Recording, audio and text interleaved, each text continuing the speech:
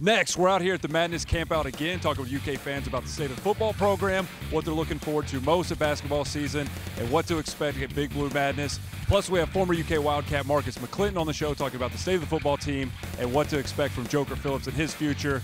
The Joe B. Hall statue is ready. KSTV is just 30 seconds away.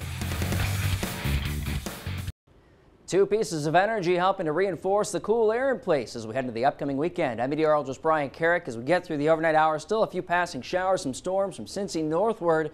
The rest of us here across the Commonwealth clear out and see some sunshine on Saturday, but temperatures drop about 5 degrees from Friday's highs. And then we reinforce that cool air Saturday night and into Sunday. Some spots could wake up Sunday morning with lows in the 30s. And highs on Sunday expected to be well below average. Here's a look at your Saturday high with 62 in Indy.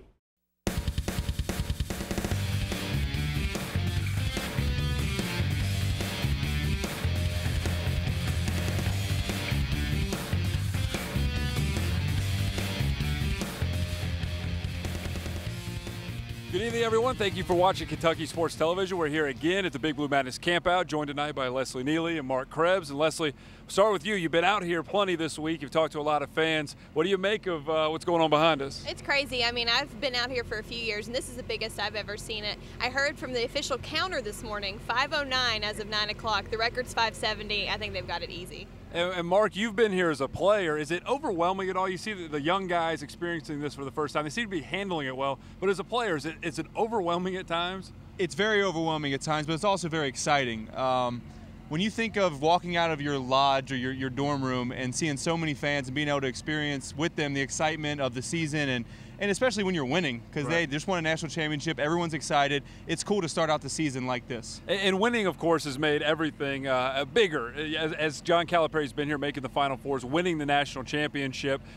Is this going to continue? Last year was the biggest number, Leslie. This year now is the biggest number. It's going to. I mean, we're spilling over here on different parts of campus. Is this going to keep taking over the campus? I think it's going to grow as much as it can, but I mean, campus is only so big. I think people are going to start camping out in front of POT, maybe classroom building. I'm not sure, but I think since Coach Cal has gotten here, you know, Mark said earlier, it's just only gotten bigger. You know, Coach Cal has done a lot of things and changed a lot, especially from that previous regime under Billy Gillespie.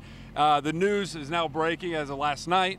Billy Gillespie has resigned from Texas Tech. He stepped down due to medical reasons, is what we're hearing. Mark, I know we've talked plenty about this. He's your former coach.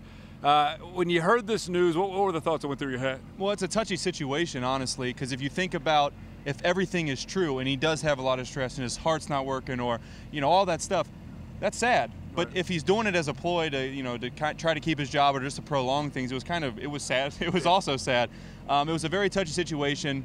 I wish the best for him, and after all the reports came out, you really can't say much about Texas Tech's decision. I think they made the right decision. And it seems like this is the end for him. You know, he got a second chance. The second chance was Texas Tech. That went horribly on the floor. They won one conference game, went 1-17. Now the issues with the players. Now is he sick? Is he not sick? What's going on? Look into the crystal ball, Leslie. Does Billy Gillespie ever coach at the college level again? I think it'd be very difficult for anyone to take a chance on him. I think it was a lot for Texas Tech to give him that second chance. I think that they got probably what, you know, they should have expected. But I think he should, if he does have stress problems, just give it up, sit at home, watch college basketball from his couch. Maybe camp out next year. Have a tent out here somewhere. take up a seat. Mark, Gillespie.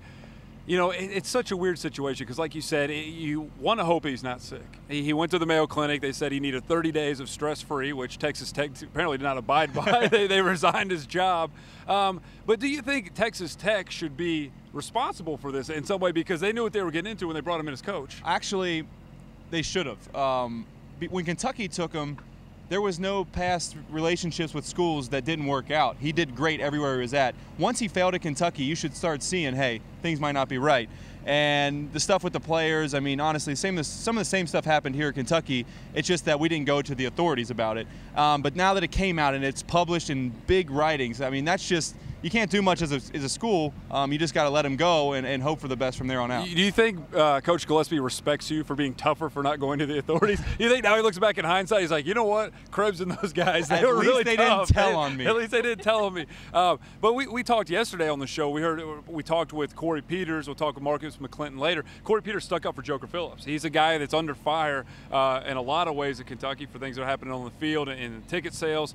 but he stuck up for him, Leslie. And you hear former players like Jeremy Jarman and other guys really stick up for their coach. Not one person in this whole Gillespie thing did we hear sticking up, and even the guys that did were managers or friends of players or things like that. Do you think in the end the undoing of Billy Gillespie is burning bridges all over the place? I think so. I think when you do those things at such a bigger program like Kentucky, it just makes a name for yourself, and people are going to know you like that. And then to have no one stick up for you, that goes to show that your attitude, outside of practice, in practice, was the same. It was just crazy the entire time. I mean, the guy was barely out of high school, coaching high school games. It was coaching at the University of Kentucky. That alone, I'll lose all for messing that up. I mean, that doesn't happen to anyone. But on the football side of things, they're talking about another coach who's in trouble is Joker Phillips. And after the loss to Western, fan support is at an all-time low. Ticket sales are at a record low, we found out before the season. Leslie, when you look at this game coming up against Florida, they're 23.5, 25-point underdogs, depending on what the site is. What do you think Joker needs to show to keep that little tiny hope that he keeps his job, or is it too late? I think in a lot of fans' eyes it is too late. Hopefully if he can pull out some surprise wins. I've just been one of those advocates. If you can't win big, at least make the game worth watching. Do some trick plays, take some chances on offense. I think they've done a good job taking a lot of chances with the freshmen, but do that more. At least let these guys play a little bit. Yeah, he's really seemed to embrace, at least the first 3 games, what fans wanted to see, Mark. They open up the playbook a little bit. He went at Louisville. They're playing hard, but they just haven't gotten the results. And against Western, we talked about, Western didn't even play a good game. Kentucky played bad. Western played bad too. They had bad penalties as well.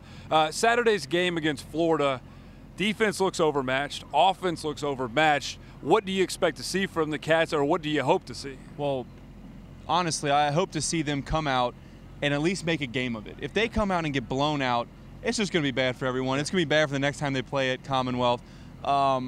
I've seen so much from these first 3 weeks. You've seen some really good stuff from the offense, and then you've seen some really bad stuff from the offense. You haven't really seen much good defense. I just hope they play. I hope they come out and play hard. I mean, I don't think the fans are asking for much. Just play hard, at least make a game of it. And you talk about at Commonwealth going forward. I mean, the season is so young. There's a lot of home games where the crowds can be embarrassing, especially once basketball gets started and the weather gets cold.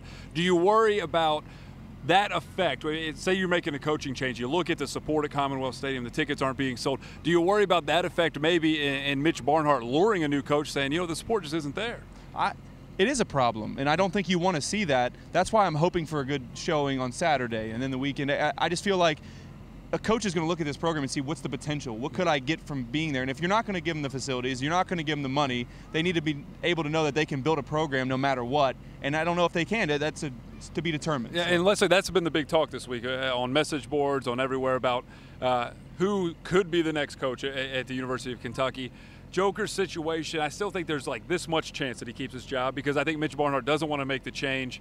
And really, I wonder who's out there available. When you look at this job, what are the selling points? If you're going out, whether it's a top assistant, a former head coach, what do you sell them on to come coach at the University of Kentucky? Well, of course they're going to be able to coach in the SEC, which is the top football program, but you have to sell this person on that Kentucky is a basketball school. Football's not going to be #1, even though it's in the SEC, and they have to be able to build something what is essentially at the ground up. And I think that they have to be able to turn around the 60-odd freshman players, be able to keep those guys enthused and be able to play. But I think if you get someone who is just really positive about the program, people may not necessarily believe in them at first, but I think if they can build it from the ground up, that's the only way to go. It has to have somebody that can sell the job, like Calipari did, not at that level, but somebody that can really walk into people with money and say, believe in us, give us some money, build off of this, and that's really an important thing.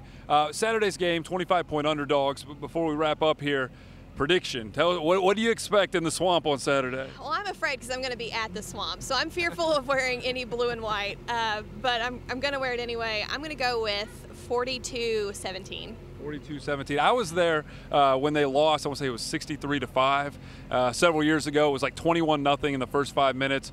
Kentucky scored a field goal at the end of the game, down like 58-0, whatever it was, and the band started playing, and half the Swamp's empty. But the good part is people in Gainesville, because it's not a close game, are nice. They'll buy you a drink, buy you a sandwich. Good. Mark, what do you expect on Saturday? Well, I watched the video game simulation, and I'm going to say it's closer than people expect. I'm going to go 38-20.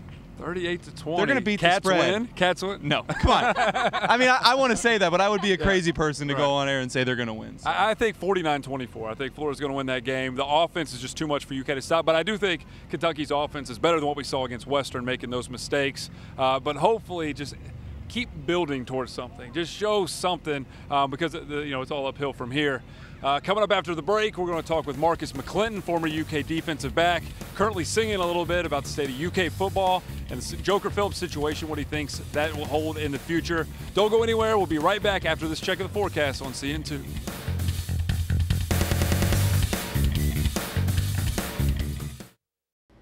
Cold front number 1 will continue its shift across the Ohio Valley on Saturday and be well out toward the east Saturday afternoon. In between cold front 1 and weak cold front 2, some breaks in the cloud cover, Illinois, Indiana, and Kentucky. Behind cold front number 2, a much cooler push of air. So as we take you through time, area of low pressure rotating north of the Great Lakes, showers and thunderstorms, Ohio early on, but we clear things out Saturday and Sunday. Definitely looking cooler as we kick off the first weekend of fall.